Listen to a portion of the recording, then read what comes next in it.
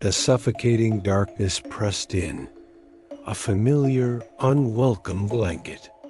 Serafina Thorn, or Sira as she preferred, fought against it, her mind screaming, but her body remained a prisoner. This wasn't a dream. It was the waking nightmare she knew intimately, sleep paralysis. The air in her small, art-cluttered bedroom grew heavy, thick with an unseen presence. Her eyes, wide and unblinking, strained against the gloom, trying to pierce the oppressive shadows that clung to the corners of the room. Then it emerged from the deepest part of the darkness, a figure of pure malevolence, coalescing at the foot of her bed. It was taller than any human, impossibly thin, its form a shifting void against the faint light filtering through her curtains. Two pinpricks of crimson light, like embers in a dying fire, burned where its eyes should be. Sarah's breath hitched, a silent, desperate plea trapped in her throat. The figure began to move, slowly, deliberately, its elongated limbs unfolding with an unnatural grace. It leaned over her, its form distorting, its face contorting into something inhuman, a silent scream of pure horror. Then, an impossibly long skeletal finger, tipped with a claw-like nail, extended from its shadowy hand, reaching, until it grazed her cheek. A searing cold, like ice infused with dread, shot through her, and a feeling of suffocation, so intense it felt like she was drowning, seized her. Her lungs burned, her vision swam, and just as consciousness threatened to unravel, the paralysis snapped. Sira gasped, a ragged, desperate sound tearing from her throat, her body convulsing as she fought for air. She scrambled backward, pressing herself against the headboard, her eyes darting wildly around the room. The figure was gone, but the oppressive cold lingered, a palpable residue of its presence. Her heart hammered against her ribs, a frantic drumbeat against the silence. Sira forced herself to breathe, to rationalize. It was stress, she told herself, the lingering grief from her sister's death, the relentless pressure of her freelance work. She'd experienced sleep paralysis since childhood, but never with such intensity, never with such a vivid, tangible presence. She swung her legs over the side of the bed, her muscles trembling, and stumbled towards her art studio, a sanctuary of creativity that now felt tainted. The air in the studio was inexplicably colder than the rest of her apartment, a subtle chill that raised goosebumps on her arms. Her eyes scanned the familiar chaos of her workspace, scattered canvases, tubes of paint, brushes soaking in murky water. Nothing seemed amiss, yet a prickle of unease crawled up her spine. She picked up a charcoal stick, her hand shaking slightly, and began to sketch, trying to purge the image of the shadowy figure from her mind, to translate the terror onto paper, to control it. But the lines blurred, the figure's form twisting into something even more grotesque, its eyes burning with an unsettling familiarity. Later that morning, after a restless attempt at sleep, Sira sat at her desk, a worn leather-bound journal open before her. This was her sleep paralysis diary, a meticulous record of every episode, every hallucination, every chilling detail. She believed that by cataloging them, by giving them a name and a place, she could demystify the horror, strip it of its power. She began to write, her pen scratching against the aged paper, detailing the recent episode with clinical precision, trying to detach herself from the terror. As she wrote, a faint, unpleasant smell, like decay mixed with ozone, wafted through the air, then vanished as quickly as it appeared. She paused, sniffing the air, but found nothing. Shaking her head, she dismissed it as her imagination, a phantom scent from the nightmare. She finished her entry, closed the diary, and placed it back on her bedside table, a small act of defiance against the encroaching fear. That evening, a creeping unease settled over Sira as she prepared for bed. The earlier chill in her studio seemed to have followed her, and she found herself constantly glancing over her shoulder. Before turning in, she reached for her diary, intending to reread her latest entry to reassure herself that it was all just a product of her mind. Her fingers brushed against the worn cover, and she opened it to the page she had written that morning. Her breath hitched. The words were hers, undeniably, but something was wrong. A sentence, scrawled in a hasty, almost frantic hand, was interwoven with her neat script, a sentence she knew she hadn't written. It watches, it waits, it hungers. And beneath it, a crude, disturbing sketch of the shadowy figure, its eyes burning with an intensity that made her stomach clench. Her own entry, a carefully constructed narrative of rationalization, was subtly altered, a word here, a phrase there, twisting her dismissive tone into one of growing terror. Her heart pounded. She hadn't written this. She couldn't have. A cold dread, far deeper than any sleep paralysis episode, began to seep into her bones. The diary, her tool for control, had been violated. The veil, she realized with a sickening lurch, was thinning, and something was bleeding through. The morning after the diary incident, Sira found herself in a state of hyper-awareness, every shadow a potential threat, every creak of her old apartment building a whisper of the entity. The subtle disturbances in her waking life, once dismissed as fatigue or an overactive imagination, now felt undeniably malicious.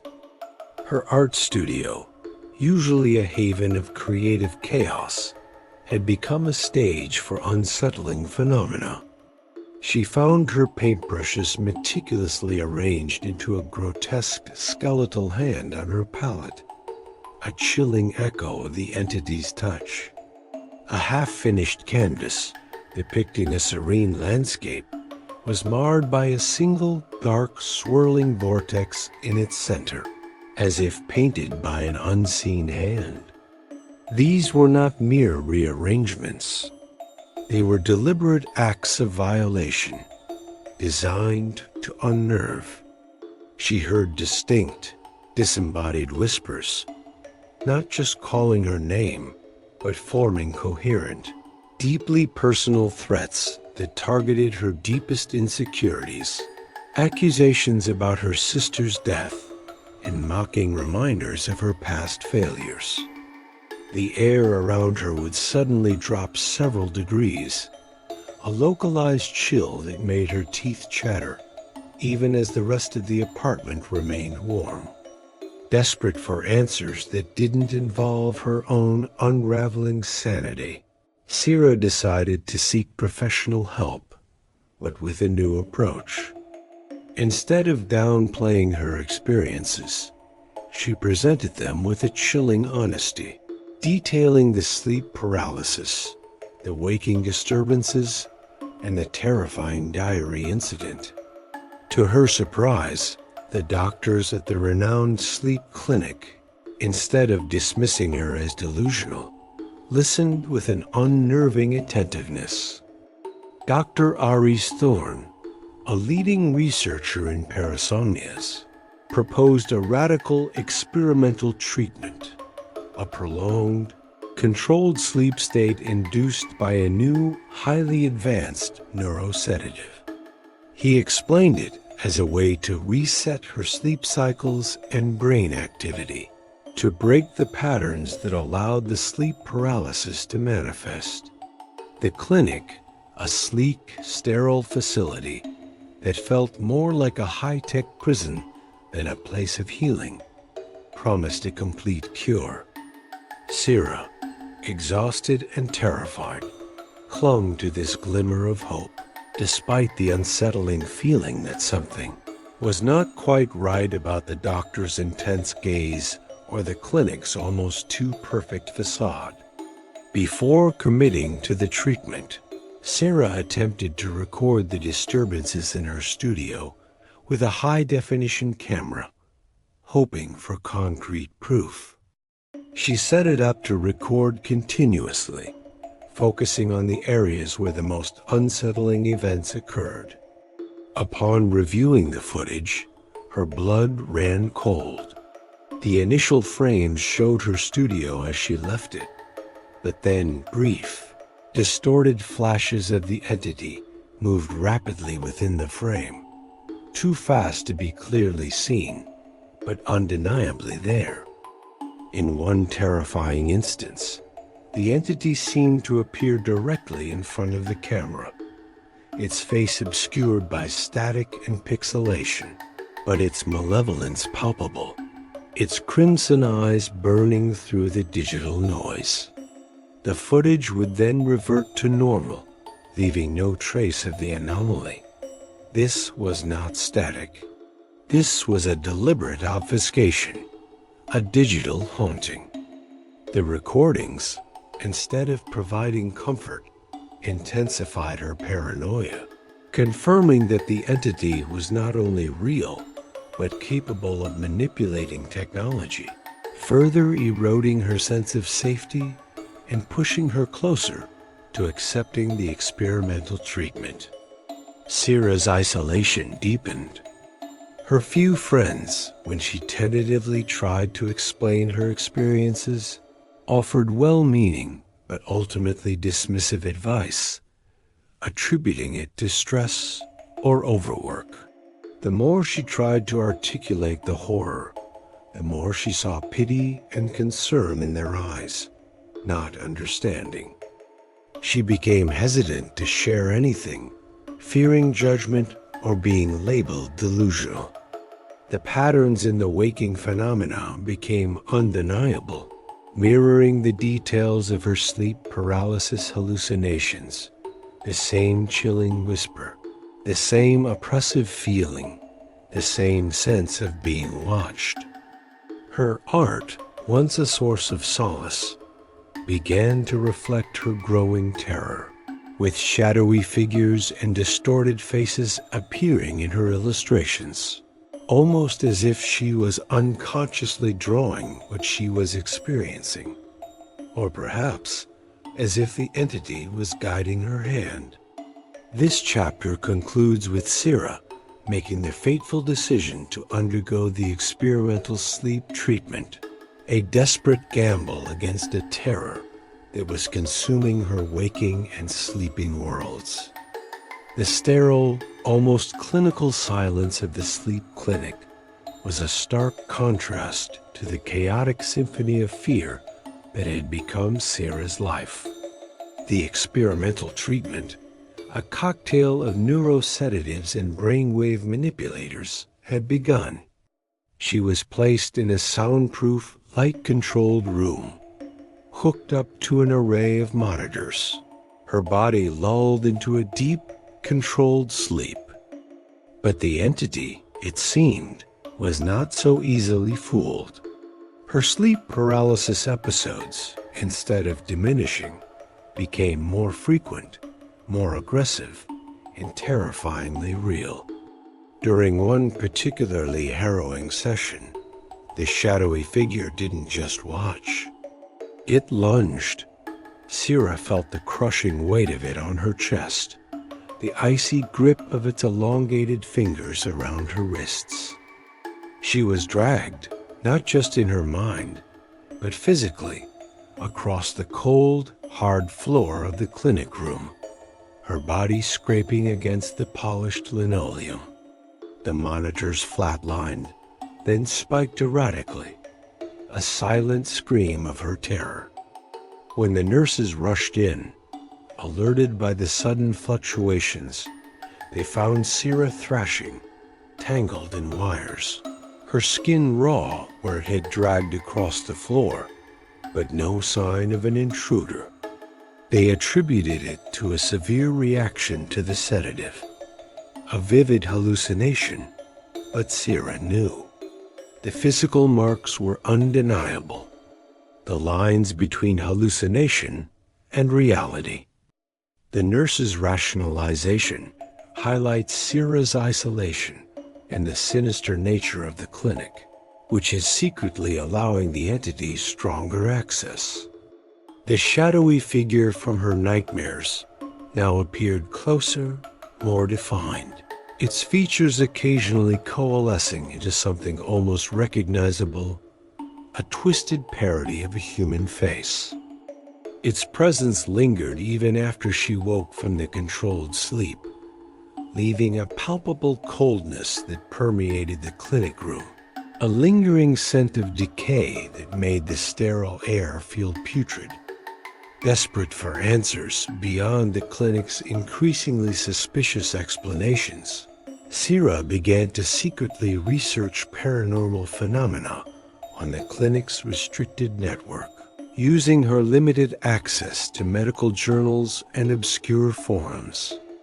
She stumbled upon unsettling parallels between her encounters and a particularly gruesome legend of a night hag, or Mara, an ancient entity that fed on fear and despair, often manifesting during sleep paralysis and known to mimic the voices of loved ones to lure victims into its grasp.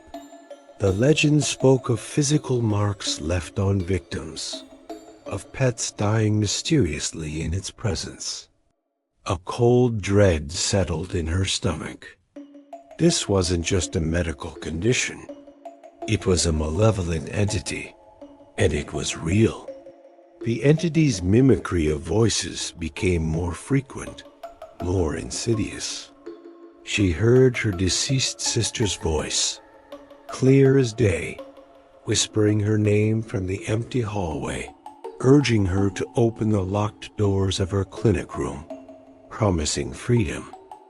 She heard the voice of Dr. Thorne, giving her contradictory instructions, trying to confuse her. Sierra, however, was no longer easily fooled. She attempted to set up a hidden camera in her clinic room, a tiny, almost invisible device she'd smuggled in, hoping to capture evidence that would expose the clinic's true intentions or the entity's presence.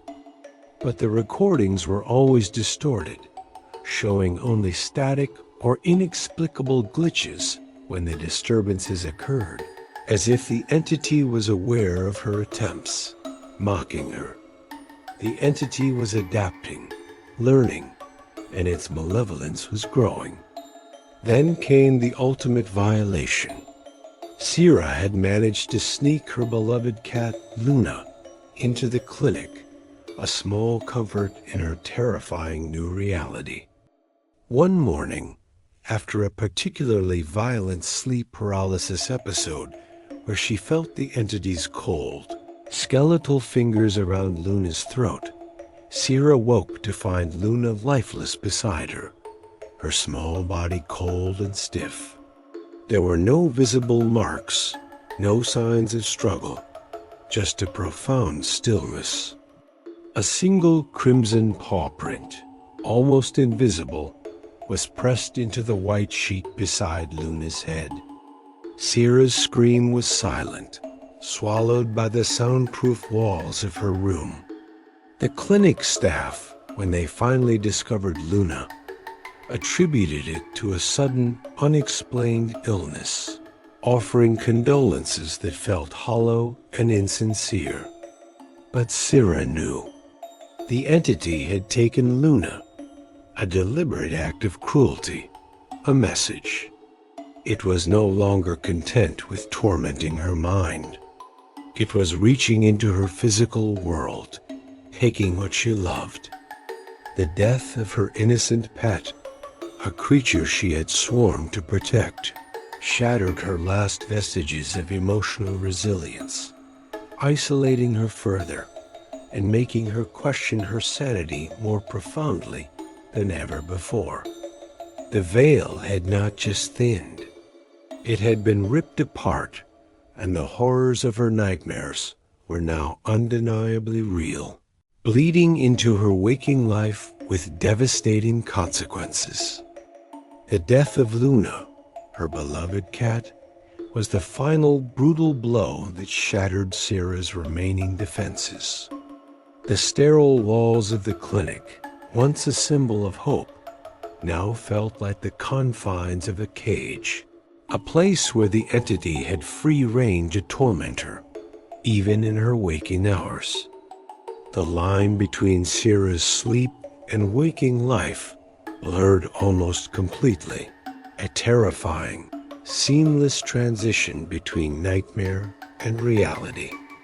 The shadowy figure was no longer confined to her bedroom at night.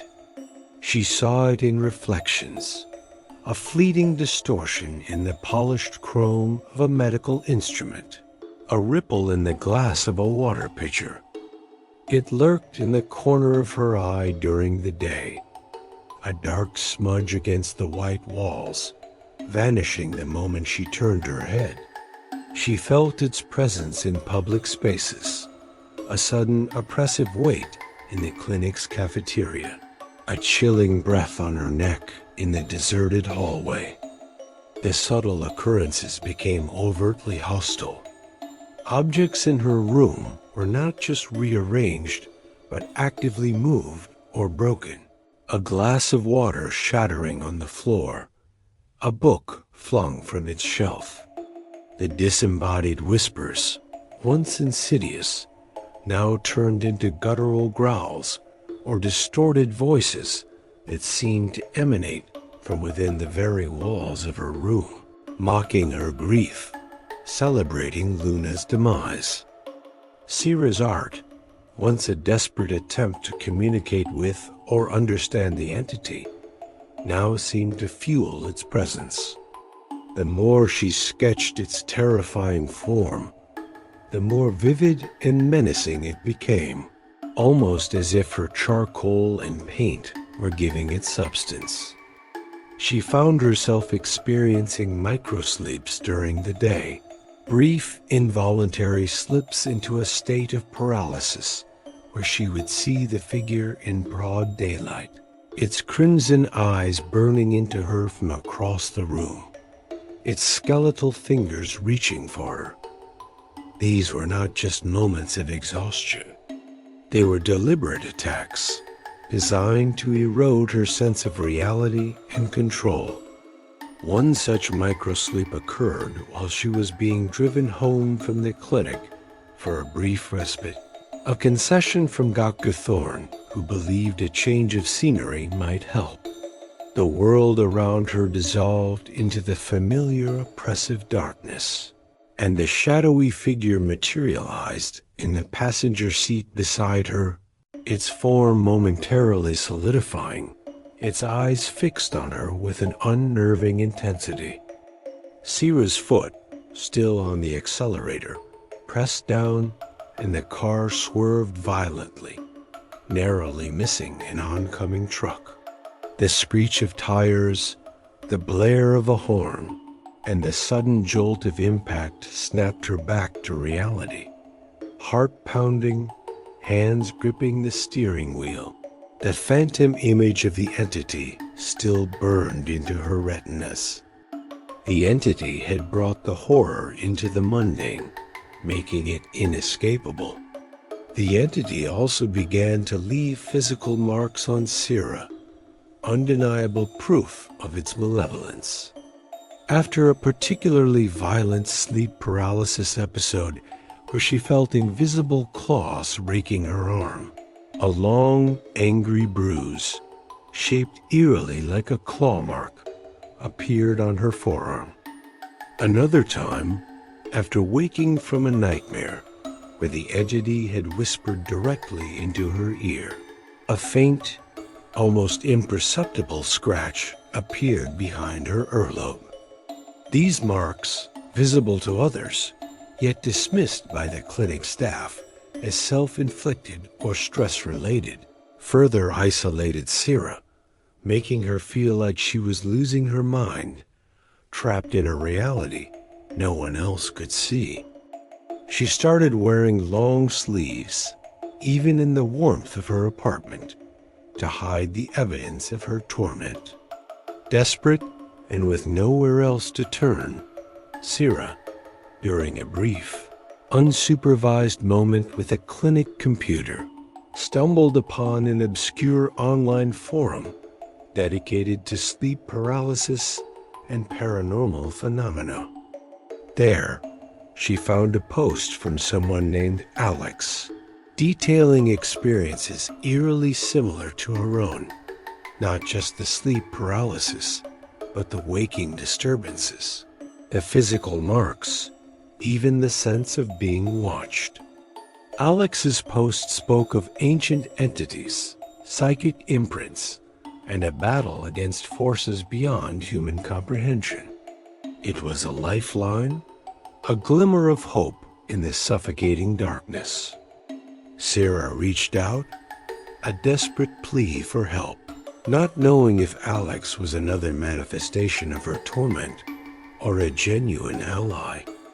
The chapter ends with Sira sending the message, a leap of faith into the terrifying unknown, setting the stage for her uneasy alliance and the deeper exploration of the entity's nature in the next chapter. The message Sira sent into the digital void was a desperate cry for help, a last-ditch effort to find someone, anyone, who understood the nightmare she was living. The reply came swiftly, a terse, almost clinical message from Alex, suggesting a meeting at a discreet, out-of-the-way coffee shop. Sira arrived with a mixture of trepidation and a fragile hope. Alex was not what she expected, not a wild-eyed conspiracy theorist, but a quiet, intense individual with a haunted look in their eyes that spoke of shared trauma.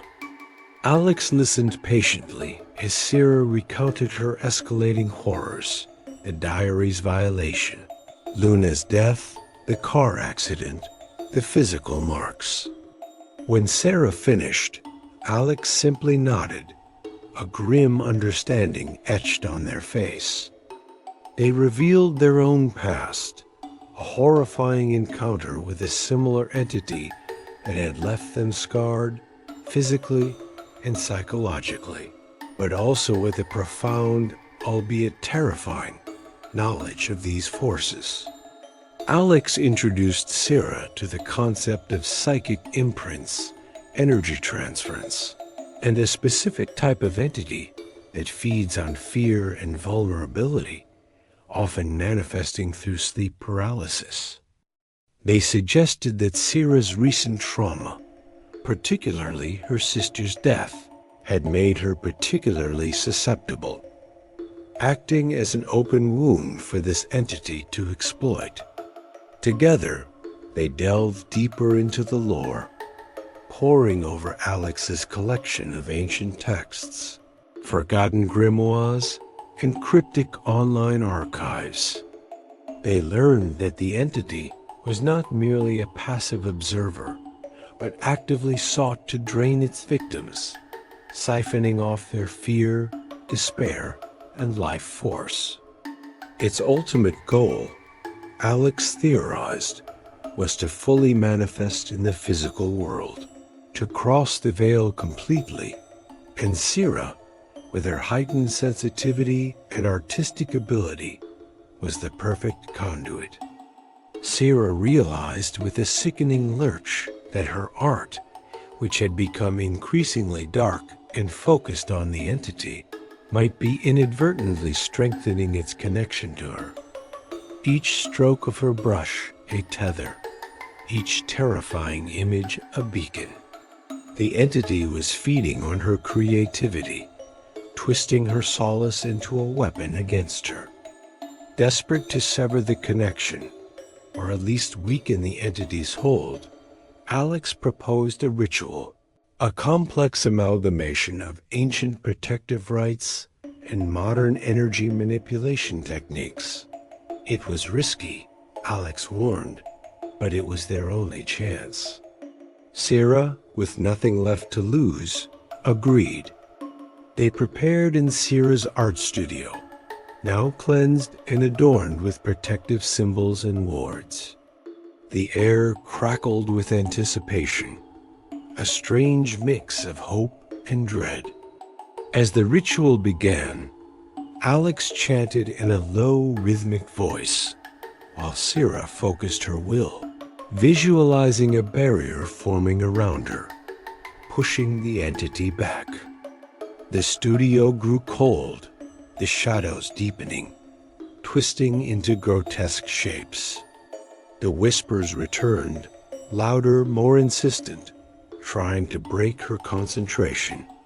Then, with a sudden, violent surge of energy, the ritual went horribly wrong. Instead of repelling the entity, it became stronger, its presence solidifying into a terrifying, almost corporeal form. It lashed out, not at Sira, but at Alex, a shadowy tendril striking them with brutal force. Alex cried out, collapsing to the floor, blood blooming on their temple. The entity then turned its attention to Sira, its form swirling, coalescing into a grotesque parody of her deceased sister, its eyes burning with malevolent glee. It projected terrifying illusions directly into Sira's mind, forcing her to relive her worst fears, the moment of her sister's death, the crushing weight of her own guilt. But then the entity shifted, its form flickering, and in a horrifying instant, it flowed into Alex's unconscious body. Alex's eyes snapped open, no longer their own, but burning with the same crimson malevolence Sira had seen in the shadowy figure. A distorted, guttural voice, undeniably the entity's, ripped from Alex's throat, revealing disturbing truths about Sira's past, secrets she had buried deep, accusations that shattered her carefully constructed reality. The entity, speaking through Alex, taunted her, revealing how it had fed on her grief, how it had manipulated her art, how it had orchestrated Luna's death. It was a tangible, terrifying confirmation of its sentience and its insidious control. Sira, paralyzed by horror and grief, could only watch as the entity, using Alex's body, lunged at her, its intent clear, to finish what it had started. This chapter provides a deeper understanding of the antagonist and the stakes involved, moving beyond mere psychological torment to a tangible, albeit still ambiguous, threat, and leaves Sira in immediate physical danger. The entity, now fully aware of Sira and Alex's attempts to resist, retaliated with a ferocity that eclipsed all previous torments. The ritual, meant to sever its connection, had instead served as a perverse invitation, a declaration of war. Sira's sleep paralysis episodes became almost constant, no longer confined to the darkness of night, but bleeding into her waking hours so seamlessly that the line between reality and hallucination dissolved into a terrifying, indistinguishable blur. She would be mid-sentence, mid-stride, and suddenly the world would freeze. Her body would lock, and the shadowy figure would materialize, its crimson eyes burning into her, its silent screams echoing in her mind. These waking paralysis episodes were more insidious, more disorienting, as they often occurred in public, leaving her vulnerable and exposed, a silent scream trapped in a frozen body while the world moved on around her. The entity began to manipulate her environment with a chilling directness, creating illusions that preyed on her deepest fears and insecurities. Her art studio, once a sanctuary, became a canvas for its malevolence. One morning, Sira walked in to find it utterly vandalized. Canvases were slashed, paint smeared across the walls in grotesque, mocking faces, and her most cherished artwork, pieces she had poured her soul into, were shredded. Disturbing symbols, crude and ancient, painted in a substance that looked, smelled, and felt like dried blood, adorned every surface, pulsating with an unseen energy. The air was thick with the metallic tongue of iron and the cloying sweetness of decay. She tried to clean it, but the symbols seemed to bleed back through the paint, mocking her efforts, an indelible stain on her sanity. But the most terrifying manifestation was yet to come. The entity began to appear as her deceased sister, not just a fleeting image, but a fully formed corporeal presence. It would whisper accusations, blaming Sira for her death, twisting her guilt into a barbed wire of self-loathing. These were not just psychological attacks. The entity, in her sister's form, physically assaulted Sira, leaving her with visible injuries, bruises that bloomed on her arms, scratches that appeared on her neck, marks that no one believed were caused by anything other than self-harm. She tried to explain, to show the clinic staff, but they dismissed it as a symptom of her deteriorating mental state, a manifestation of her trauma. Her isolation deepened, her pleas for help met with pitying glances and increased dosages of sedatives. Sira found herself trapped in a waking nightmare loop, a particularly terrifying illusion that she couldn't escape for what felt like days. She was back in her childhood home, reliving the day her sister died, over and over, each detail amplified, each moment of her own perceived failure replayed with agonizing clarity. The entity, in the guise of her sister, was always there, a silent, judging presence, its eyes filled with an unbearable sorrow and accusation. Food tasted like ash, water like bile.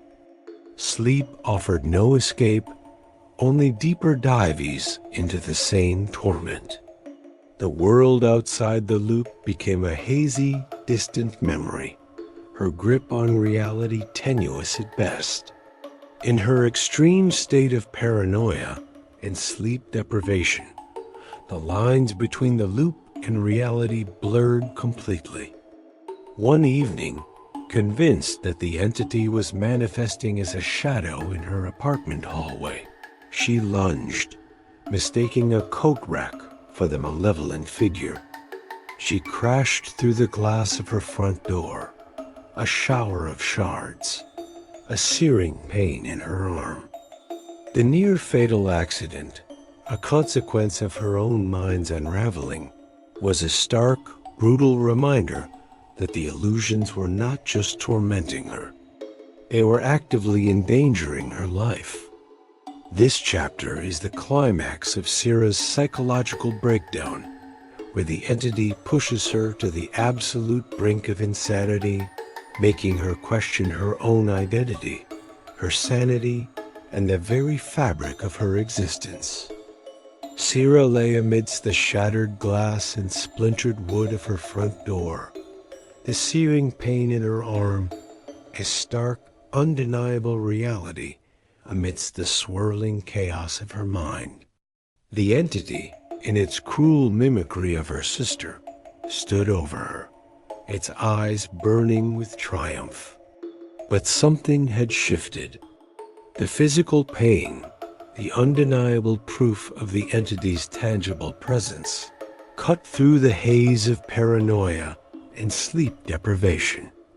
It was no longer just a psychological torment. It was a physical threat, and that clarity, ironically, brought a flicker of defiance. At her lowest point, on the verge of succumbing to madness, a forgotten memory, a detail from her research that she had previously overlooked, surfaced. It was a cryptic passage from one of Alex's obscure texts, speaking not of banishment, but of understanding. Not of external demons, but of internal shadows given form. The entity fed on fear and doubt, yes, but more profoundly, it fed on belief in its external power. Her belief in its malevolence, its otherness, was what gave it strength.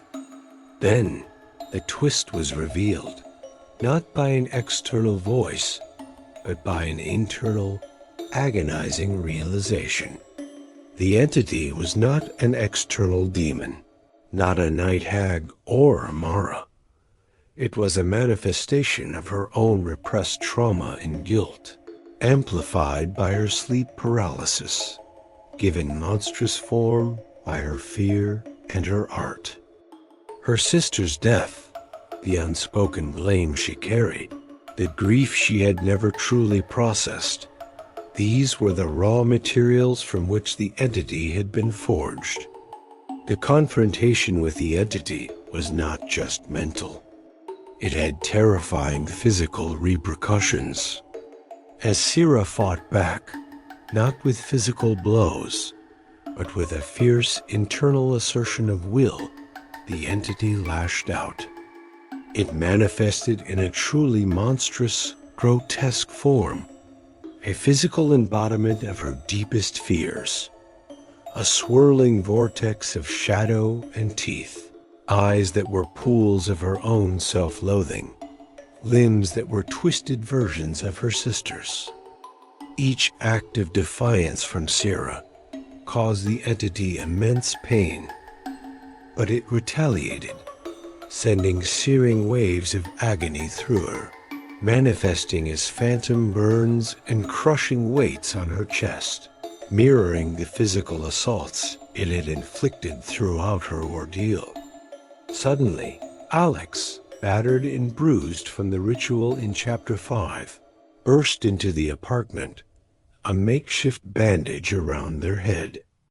They saw Sira, locked in a silent, agonizing struggle with an unseen force, her body contorting, her face a mask of pain. Alex understood. They knew what Sira was fighting, and they knew what had to be done. With a desperate cry, Alex lunged, not at the entity, but at Sira, embracing her, holding her tight, a human anchor in the storm of her mind. "Fight it, Sira.